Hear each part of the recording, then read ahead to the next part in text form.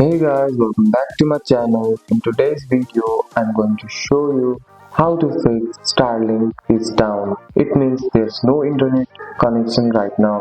Follow the steps in order to fix it. Open the Starlink app on your phone.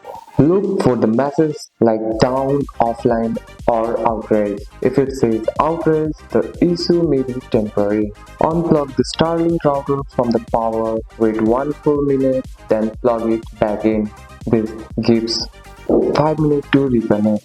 Go outside and look at the Starlink dish. Make sure it has a clear view of the sky and it is not blocked by tree, buildings or snow. Clear any obstruction. Make sure that this cable is firmly connected to the router. A loose or damaged cable can cause a complete outrage. Make sure your power outlet, extension cord or UPS is working. Try plugging the router into a different outlet if possible. You can also reset your phone and reconnect to Starlink Wi-Fi. And lastly, unplug and plug the router 6 times quickly to reset it. You will need to set up your Wi-Fi again. And that's it. That's all for today's video guys. If you found this video helpful, drop a like and subscribe for more videos. Thanks for watching. See you in next one.